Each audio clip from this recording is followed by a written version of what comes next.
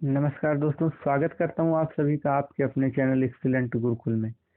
हम पढ़ रहे थे पॉलिटेक्निक एंट्रेंस एग्जाम के लिए केमिस्ट्री, जिसमें हम द्रव्य पढ़ रहे थे। द्रव्य के 2 लेक्चर हो चुके हैं। अगर आपने वो वीडियो नहीं देखा तो आप चैनल पे जाके देख लीजिए। और आज ये हमारा 3rd लेक्चर है, जिसमें हम पढ़ेंगे द्रव्य का वर्गीकरण। इसमें कुछ इंपॉर्टेंट जो परिभाषाएं हैं वो हम आपको बताने जा रहे हैं।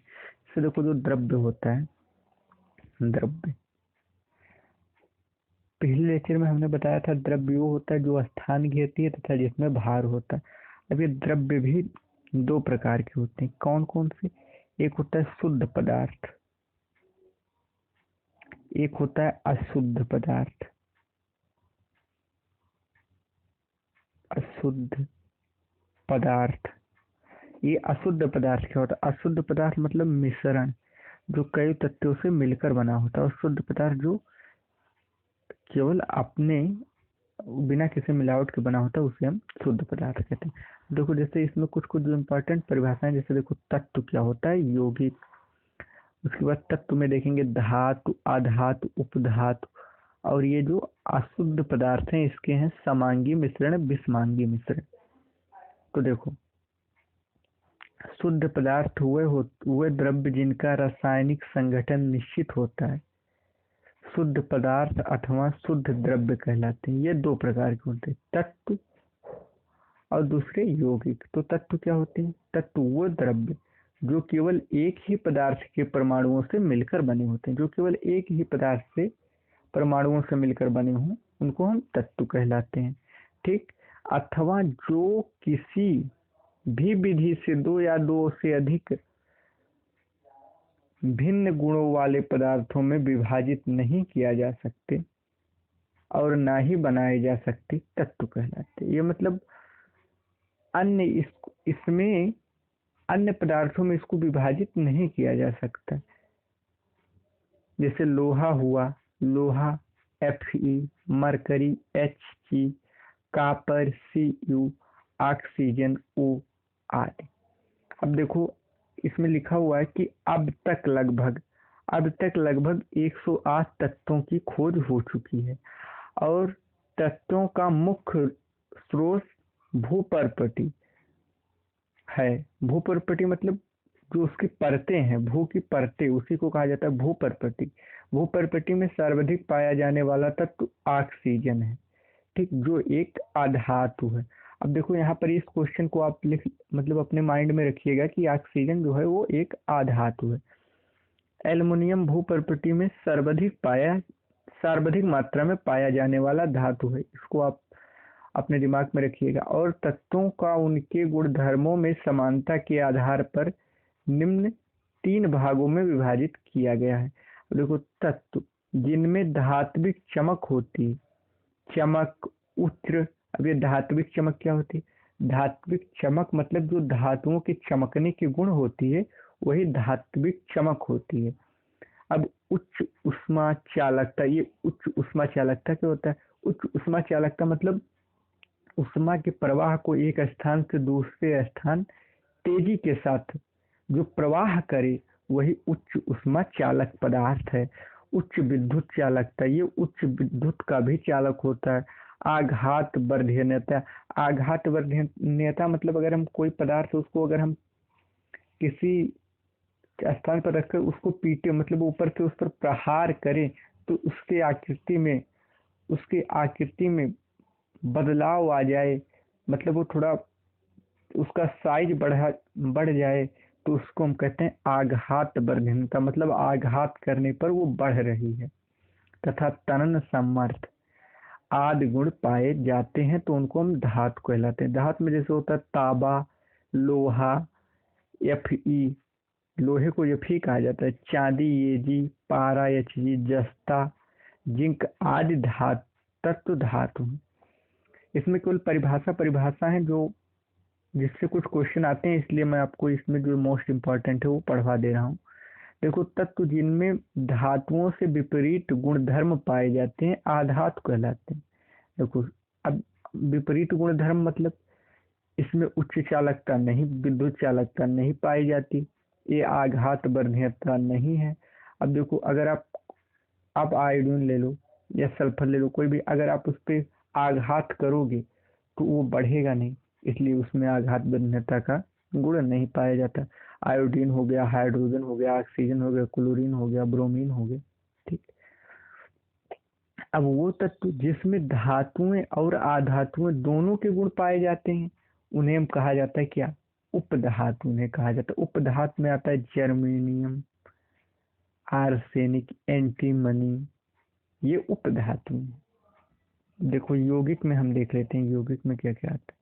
यौगिक, यौगिक देखो, वे पदार्थ जो दो या दो से अधिक तत्वों के निश्चित अनुपात के रासायनिक संयोग से बनते हैं। मतलब कोई भी दो पदार्थ है, दो या दो से अधिक पदार्थों से मिलकर और उनका रासायनिक संयोग करवाया जाए तो उससे जो पदार्थ बनता है उसी को हम यौगिक कहते हैं। अब जैसे उदाहरण H2O, तो H2O क्या है? H2O, H2O जल है, तो इसमें हाइड्रोजन और ऑक्सीजन के संयोग से बना हुआ है। देखो ये हाइड्रोजन है, वो ऑक्सीजन। ऐसे नमक है NaCl, तो ये Na सोडियम है और Cl क्लोरीन है। ठीक। अब यौगिक के गुणधर्म, जो यौगिक के गुणधर्म होते हैं उनके अवयवों के गुणधर्मों से भिन्न होते हैं। वह वायु वायु से क्रिया के आधार पर यौगिक निम्न प्रकार के हो सकते हैं।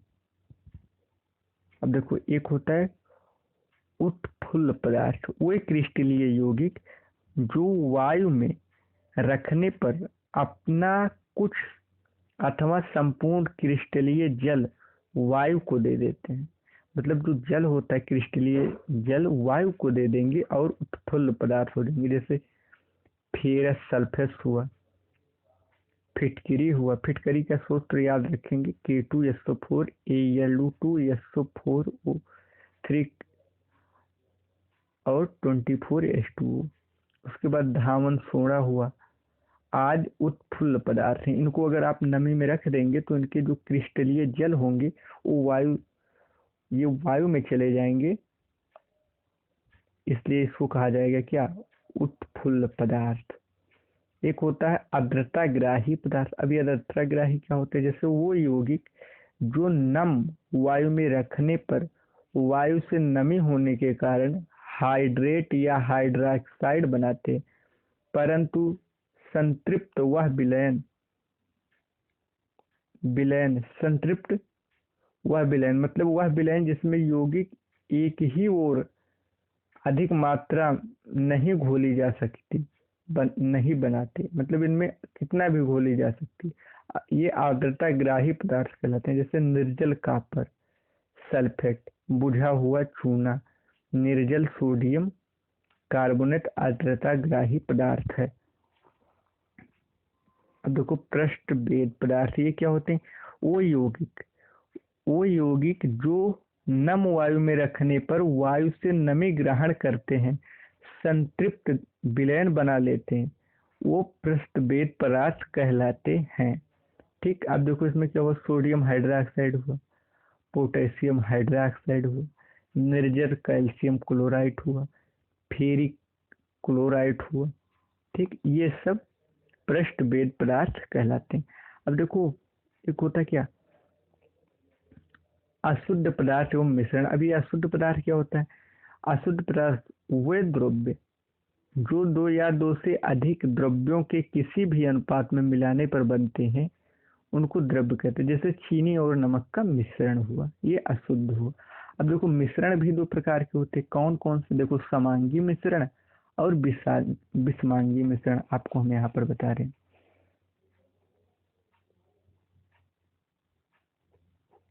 समांगी मिश्रण। अब समांगी मिश्रण क्या होता है? समांगी मिश्रण क्या, इसमें जिस द्रव्य के प्रत्येक भाग का संगठन एक जैसा होता है। ठीक। मतलब ये समांगी मिश्रण एक दूसरे में, जैसे मान लीजिए एक गिलास में आपने जल लिया, ठीक, और इसी में आपने चीनी चीनी घोल दिया, तो ये मिलकर एक जैसे हो जाएंगे। मतलब इसमें आप एक दूसरे को अलग अलग नहीं कर सकते। समांगी मतलब समान अंग, जिनका ये हर अंग एक समान हो गया, उसको हम कहेंगे समांगी मिश्रण। दूसरा आएगा हमारा विषमांगी मिश्रण।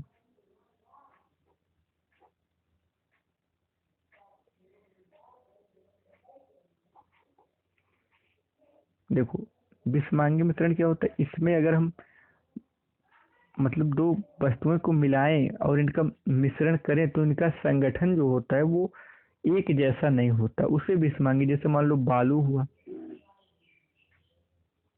बालू तथा रेत, इन दोनों के मिश्रण से जो होता है उसको हम कहेंगे विषमांगी मिश्रण। ठीक। अब देखो, अब दो प्रकार के परिवर्तन जो होते हैं, एक होता है भौतिक परिवर्तन। पदार्थों में निम्नलिखित दो परिवर्तन होते हैं। एक होता है भौतिक पदार्थ परिवर्तन,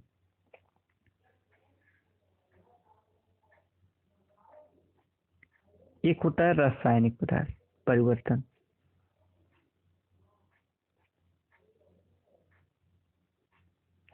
अब ये जो भौतिक परिवर्तन होता है, इसमें भौतिक परिवर्तन ऐसा परिवर्तन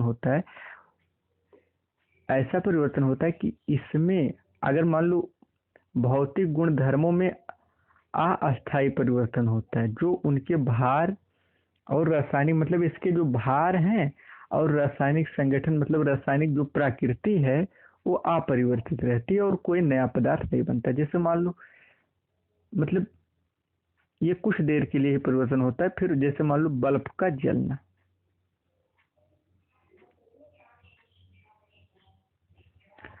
आपने आपने बल्ब को जला दिया तो ये रासायनिक परिवर्तन हो गया, लेकिन आपने बल्ब को ऑफ कर दिया, फिर वो अपनी पुनः अवस्था में उसी अवस्था में वापस लौट गई। इसका मतलब यही भौतिक परिवर्तन है कि वो पुनः अपनी अवस्था में वापस मतलब जैसे ही जब तक वो आप क्रिया करेंगे मतलब परिवर्तन होता तभी तक रहेगा, परिवर्तन होने के बाद वो पुनः अपने स्थान पे वापस लौट आएगी। अब देखो जैसे जल का आसवन हुआ, आयोडीन का ऊर्ध्वपातन हुआ, बर्फ का पिघलना हुआ, ये सब होते हैं भौतिक परिवर्तन। ये उत्क्रमणीय होते हैं, ये उत्क्रमणीय अभिक्रिया इसमें होती है। ठीक। अब देखो 0 डिग्री, देखो इसमें यही होता है जैसे मान लो कोई पानी है, आपने पानी को 0 डिग्री सेंटीग्रेड पे रख मतलब उसको ठंडा कर लिया। अगर मान लो इस पानी को आपने 0 डिग्री सेंटीग्रेड पे ठंडा कर दिया 0 डिग्री सेंटीग्रेड पे, तो ये बर्फ बन जाएगी। फिर आपने इस 0 डिग्री सेंटीग्रेड को फिर उसको एक नॉर्मल टेम्परेचर पे रख दिया आपने कुछ देर बाद, तो ये बर्फ जो होगा ये फिर से पानी हो जाएगी। इसको हम कहते हैं उत्क्रमणीय अभिक्रिया। और रासायनिक परिवर्तन इसको बोलते हैं भौतिक परिवर्तन। एक होता है रासायनिक परिवर्तन। अब रासायनिक परिवर्तन क्या है भाई, तो रासायनिक परिवर्तन वो परिवर्तन होते हैं जिनमें परिवर्तन मतलब इसमें जैसे इसमें रासायनिक संगठन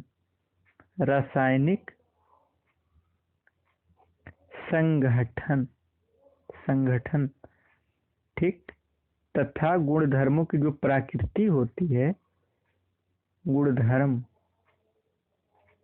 अस्थायी रूप से चेंज हो जाते हैं, परिवर्तित हो जाते हैं।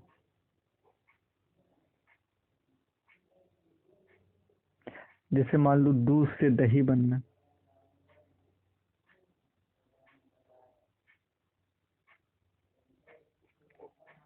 अब आपने दूध लिया, अब दूध से आपने दही बना लिया, तो क्या फिर उस दही को आप दूध बना सकते हैं? नहीं बना सकते। इसका मतलब ये रासायनिक परिवर्तन हो गया।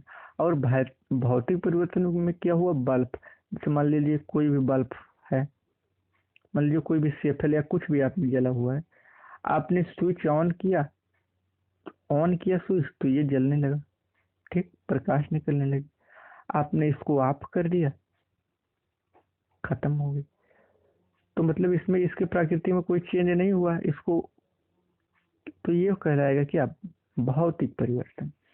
और ये कहलाएगा रासायनिक, जैसे सिरके का बनना। अब सिरके बना के उसको पुनः ना उसी में ले आएंगे ना, उसी अवस्था में सिरके का बनना। लोहे में जंग लगना,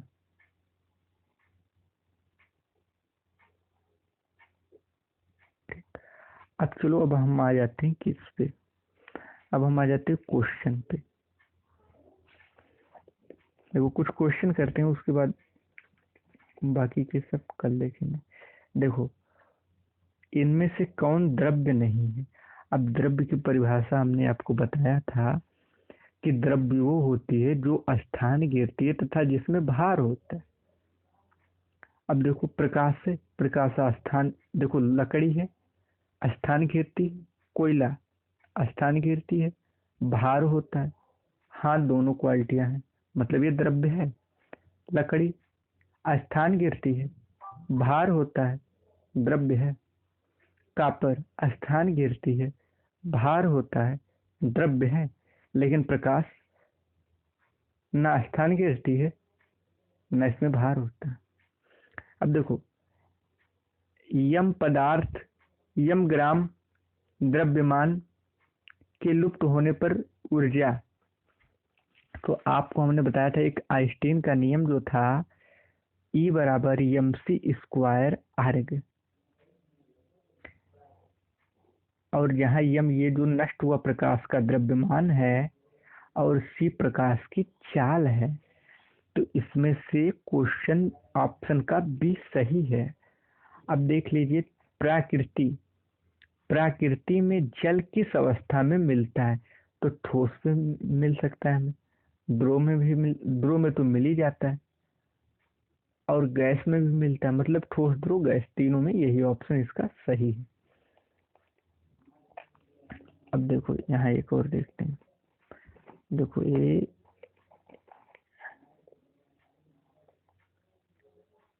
देखो ठोस अवस्था, ठोस अवस्था में अणुओं की गतिज ऊर्जा होती है। तो ठोस अवस्था में अणुओं की गतिज ऊर्जा, तो ठोस अवस्था जो होता है उसमें अणु जो होते हैं एक स्थान से दूसरे स्थान तक बहुत कम ही जाते हैं, क्योंकि अणु पास पास होते हैं। इसलिए ठोस पदार्थ में अणुओं की जो गतिज ऊर्जा है जो वो बहुत कम होती है, ठीक। अब अंतः आणविक बल अधिक होते हैं। अब देखो मान लो कोई चीज पास पास से, मान लो ऐसे कोई भी पदार्थ है, देखो बता रहा हूँ आपको, जैसे मान लो अब इसके कण बहुत पास पास है, पास पास है। अब इस पर जब आप बल लगाओगे तो जहाँ कण पास पास होंगे वहीं तो बल लगेगा। मतलब ठोस में कण पास पास होते तो इसमें अंतरा आणविक बल जो लगेगा वो अधिक लगेगा। दोस्तों आप कमेंट करके हमें बताना कि ये सेशन हमें कैसे लगा, साथ ही इस वीडियो को लाइक करने और ज़्यादा से ज़्यादा शेयर भी करो, ताकि और ज़्यादा लोग इस वीडियो को देख पाएँ और इस चैनल से जुड़ पाएँ। भले ही हमारे पास बोर्ड पे हम ना पढ़ा रहे हों, सुविधाओं का अभाव है, लेकिन जो कंटेंट हम आपको दे रहे हैं, जिस तरह से हम आपको पढ़ा रहे हैं, इसमें जरा से भी कमी नहीं पाएंगे और 100% आपको गवर्नमेंट कॉलेज मिलेगा। आपका सिलेक्शन पक्की है। बस आप हमारे वीडियो को रेगुलर देखें, रेगुलर पढ़ें और जो पढ़ाया जाए उसका रिवीजन करते रहे। इसी के साथ चलिए, थैंक यू वेरी मच। कल फिर मिलते हैं एक नए चैप्टर के साथ।